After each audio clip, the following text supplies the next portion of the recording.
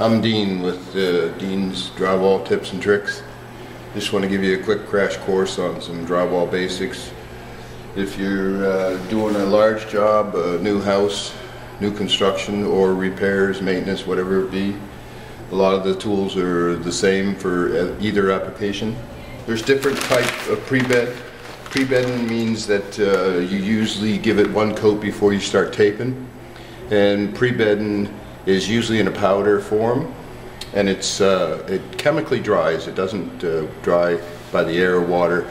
It's chemical reaction. Once you add water, it activates the chemicals and it dries. Now the pre-bedding, depending on your job application, one of the most basic ones is like a Drywall or a sheetrock 90. Now what the 90 means is you got 90 minutes once you mix it up comfortably to work with, depending on your environment and weather conditions. But this is the most sought after, and for larger projects this is what you want to do in an hour and a half. You don't want to mix up any more than you can't use it in an hour and a half, 90 minutes. It dries fairly fast, within a few hours, 4 to 6 hours. It dries harder than normal drywall compound, and this brand, it sands very easily. Years ago the Drywall 90 was very difficult and hard to sand. It dried almost like concrete. But the new products today, they sand a lot better. There's other ones on the market, like this one here. This is like a Certainty Light Sand 45. Now here again, this means that you've got, once you mix it up, you got about 45 minutes to work with. There's also a 20 and a 30, I believe, for quick patch jobs and jobs where you have to try and get 2 or 3 coats on in a short period of time, so you want it to dry faster. So that's why you would use a 15, a 20, or a 30. The thing of it is, you use something like a 15 or a 20, you got to know what you're doing and you got to be fast. You got to get it mixed up, get it in the hole, and get away from it because it sets up really quickly. So these are the pre-bonding materials. Now on the finish coat, this is your basic drywall filler. We call it drywall, compound, mud. There's different names for it, but it's basically all the same thing. There's different brands, and they seem to all work pretty good, nice and creamy. The consistency of drywall filler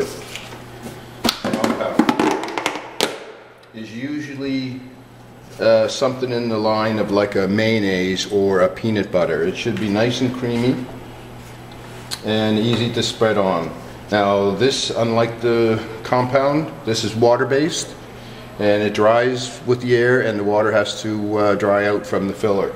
Now with compound, you get shrinkage. So anything that the water evaporates from, you're going to get a little bit of shrinkage. Unlike the pre-bed products, chemically activated, and they don't shrink as much. You do get some shrinkage, very little compared to the compound though. Now one of the tricks, if you notice when I opened this up, there was a little bit of dust that flew off. One of the tricks is a pail of filler, once you open it, will last a long time if you properly reseal it. And one of the tricks is, if you look at the top of this, I used this, last time I used this was a few weeks ago, and it's fine other than a little bit of dried stuff that just fell off the lid. But the trick is, once you're done with your filler, you just take your knife and you ream the inside of the bucket.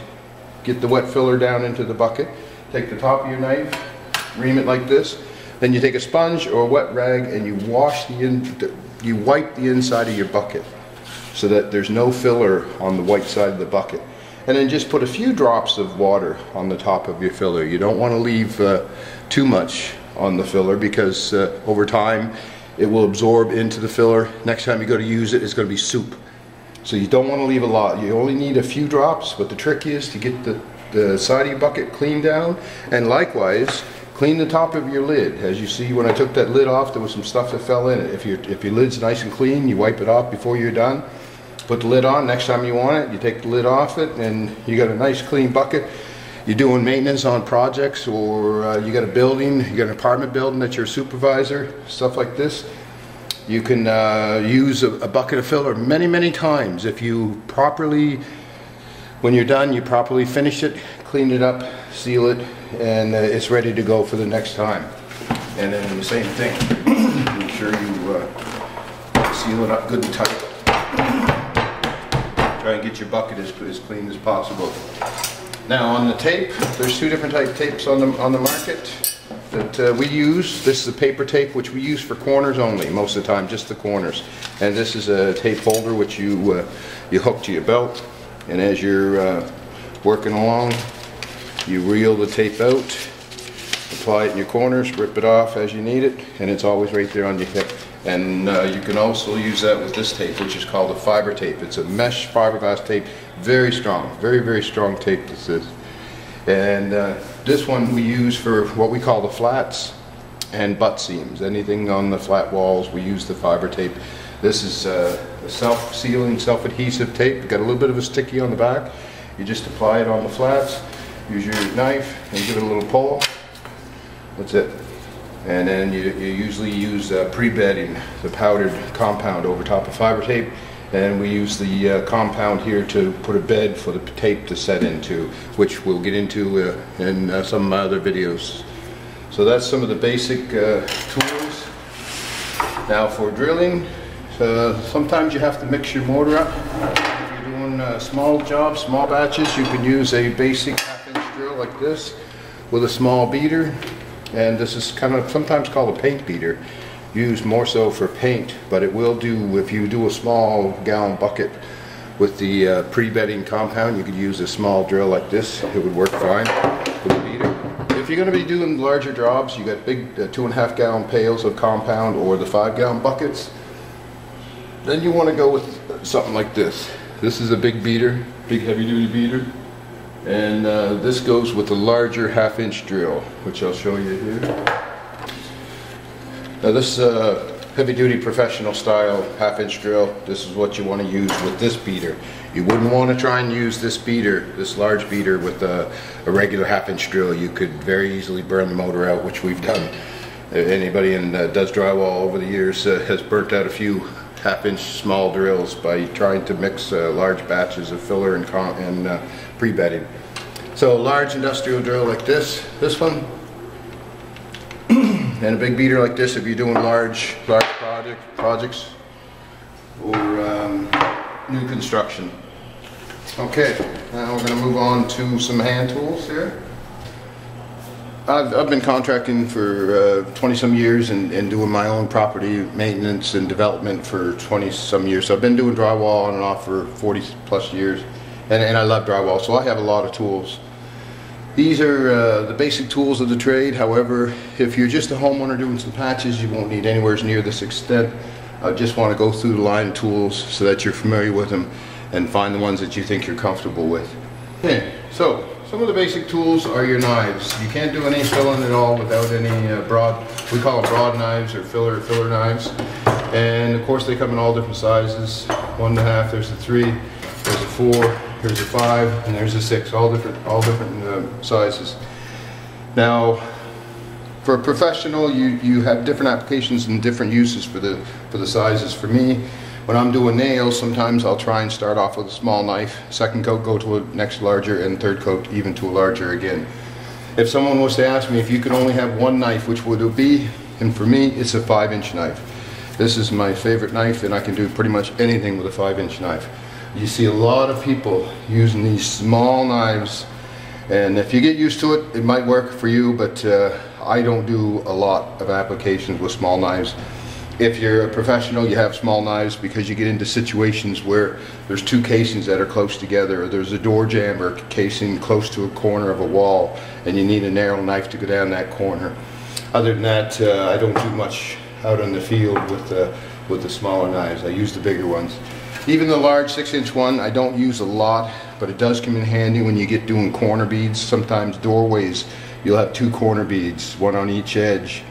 And the 5-inch knife will barely reach the 2 corners, and you want a nice even flow from the edge of one bead to the edge of the other.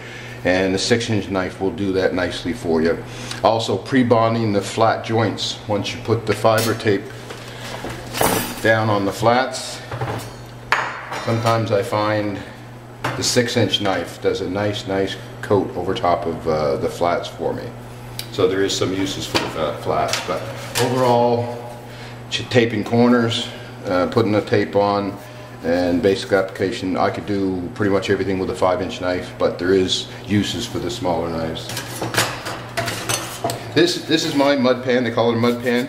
You can get them in plastic, which is fine, and they're very reasonably priced. A plastic one is like anywhere from $4 to $6. This, for me, is a stainless steel. They're TIG welded and very, very high quality stainless. I've had this for years, and the thing of it is, if you take care of it, clean it out, as you can see, it's just a little bit of dust in there. Clean it out, it'll last for years. And I really like this. And with the stainless, I find once you put pre-bedding products in here, with the stainless, they don't dry as fast. I find sometimes using a plastic pan that the pre-bedding compounds will dry quicker, and when they dry, they stick quite hard to the plastic and they're a little harder to clean out. But if you're just a homeowner doing small patches, by all means go with the cheapest way. But if you're going to be someone who likes to have tools when you need when you have to do a project, and you like good tools, quality tools, then this is the one, the stainless steel mud pan. This is a Hawk. I do most of my finishing with a trowel, and some people use these large knives. I don't myself, but if you get used to them, they will work. The only difficulty I have with these kind of knives is they're all straight edge. You don't get a curve, and I like to have a trowel with a curve in it for second coating.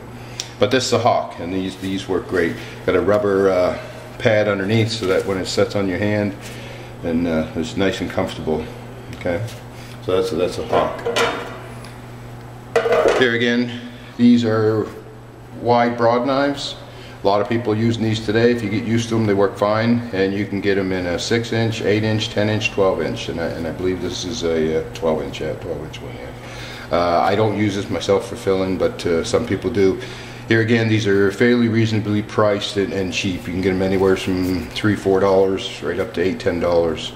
So they're you know, the economy version, and if you get used to the handles, they're very comfortable to hold on to. So they're a good choice. Doing drywall, there's some basic tools. Ball peen hammers work great for little picks on walls. If you're doing renovations to existing homes or buildings, you go in and there's nail holes in the walls, or picks and dents from pictures and moving furniture. And a lot of times it's just you rub your hand over it, and you can tell it's sticking out. It's got a little imperfection. Ball peen hammer works great for applications like that. You just give it a light tap, and you give it the concave. You dent it into the wall, and it's very easy to fill over afterwards. Mud paddle. I always like to try and have a paint paddle. Sometimes you got little projects, and you got one hole you missed or something. You got to mix up a little bit of compound, and you just put a little bit of powder in your tray, a little bit of water, and you mix it up with this. You don't have to dirty and waste your time with a drill if you don't have a drill. So I always like to have a paint paddle with me. Ball peen hammer. For sanding, one of the things you'll see in my videos is I don't like to sand. I mean, you have to sand, but I don't like to sand any more than I have to. So I try and be as smooth as I possibly can. But when I do sand, big jobs, use a sanding pole. Small jobs, I love these little blocks. Now, some of them you can get, and they're triangle shaped on one side or the other, and they're great because they get into the corners nicely. But just get a fine or a medium grade sanding block, and these are great. You don't need a big sanding pole or a tool if you can do drywall fairly smooth and not have to sand too much. Exacto knife, a sharp Exacto knife are always great and handy. You'll see in my coming videos that we're going to do some patching and repairing. You cannot do much patching and repairing without some kind of a sharp knife, utility knife. Now this is just a light grade one. If you're going to be cutting heavy duty gyprock, you got to have a bigger blade than this, which we will have. Now for another thing too that's good to have in your tool bag for drywall. This is called a drywall punch saw or drywall jab saw, and this is great if you have to cut out small sections of drywall. If you could even use this for a rasp. If you go to put a sheet of gyprock in and it's a little bit too tight on an edge, you just take this and you just rasp down the edge. This will finish it up for you. And I always like to have a package or a cup or a bag of drywall screws, 1 5/8 quarter coarse thread are the best ones for drywall. They're usually a Star Phillips head on them, and they go in very quick and easy, and they hold really strong black. So it's always good to have some of these with you. Now for me, here again, I've been doing drywall for 40 years, and I've done just about every application you can imagine. I use both a 12-inch trowel, and this one is a curve. It's got a little curvature in it. And I do have a straight 12-inch, but I rarely use that. I really don't use the straight 12-inch. The curve comes in handy, and for me, when I do my flats, I put the pre-bed on with a 6-inch knife. My second coat, normally, I would use a 12-inch curved trowel. Now the advantage of a curved trowel, when you think about it, when you put the compound, the second coat compound, over top of your tape, with the curve, it leaves just a little bit more filler on the joint. And like I said, with this compound water-based, it does shrink. So the theory is you put a little bit thicker layer of compound over top of your tape, and when it shrinks, your tape is covered better, but when it shrinks, then you're more closer to a level point than you would be with a flat trowel. So that's a 12-inch curved trowel, which you'll see me using in the coming videos. Here's a 14-inch curved trowel. This one's just a little bit bigger, 14-inch, and this has got a curve in it. Now this is for bigger applications, like sometimes corner beads take a lot of filler, and you need to have something a little bit wider to work with. Also butt seams. Butt seams are higher than a normal tape joint, like a flat, or whether you have two factory edges that meet. They're usually almost flush. But butt seams aren't, and this is where I always use a 14-inch curved trowel to give the first and sometimes second coat over top of the butt seam, so that you get that extra application, a little bit thicker filler over top of the tape, because you don't want your tape showing or covering, because when you go to sand, then it starts to feather and burr up, and then that's very difficult to hide, and it'll show through your tape. And then of course, this is my finishing trowel. It's a 14-inch steel flat trowel. Now this is perfectly flat, perfectly straight, and this is what I finish with. Once I do the first, second coat with the 12 and 14, then I go a little wider on both sides of the tape with the 14-inch flat, and the mud thinned down a little bit more than normal. I like to have the finish coat a little more smoother, a little more wetter than the first and second coat. So here again in my following videos, we're going to be doing some patchwork and show you how to, the quickest way that I know how to fix holes in walls, quick repairs for door handles and stuff. If you have a doorknob that punched a hole in a wall, how to quickly repair that, water damage, anything else. Also, one last trick here. Like I say, I contracted for many years, and now I do my own buildings. I have some buildings and businesses, and I do my own work. Sometimes you have damage, and you have a short period of time. You want to quickly get it done. You can't do a coat one day, wait for it to dry, come back the next day. You can't spread it out over 3 or 4 days. You just haven't got the time. So there's times when I want to do a patch, get it painted, everything all in the same day. And this is the most fantastic tool. It's just a small little fan, blower fan. Got a low, medium, and a high. And it's a $30, $40, $50 piece of equipment, and I'm telling you, it's fabulous. I've done so many jobs before, and whether the pre-bed, the chemical bond has to dry a little bit more thoroughly, but on the filler coats, the first, second, third, and even painting, priming, and finishing, you put this, turn the fan on. It's got little rubbers here. You can point it straight up at the ceiling. So if I did a patch on the ceiling, I can set this on the floor, blow the air right up on the ceiling. You can angle it 45 degrees. You can set it flat. You can even angle it downwards. So if you did a patch on the floor and you want to have the filler on the floor dry quickly. And I've seen myself start a patch job and be done within an hour or two. 3 or 4 coats, boom, bang, ready for painting. And then of course you put the primer on, I put the blower on it. 10 minutes later I put the finish coat on it. 3 or 4 hours, do a full patch job, all finished and done with a little blower like this. This is just an incredible tool.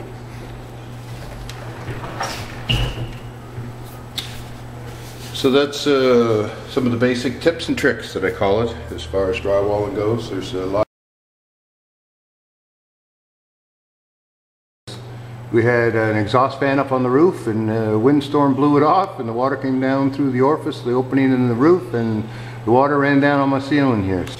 And as you can see, this is a butt seam here, so this is a bad one. This is one of the worst kind of situations because butt seams are the weakest, and this one took the brunt of the damage here. You can see this is where the water came pouring out, and the filler underneath that is ruined. We'll have to get up underneath there and see what kind of damage there might be to the gyprock, and see if we get. I'll show you right from the get-go how here's another butt seam over here that took some damage. Not quite as bad as the other spot, but my next video, this is what we're going to do. We're going to delve into this and use some of the tools I just showed you, and we're going to do a water damage patch job on a ceiling.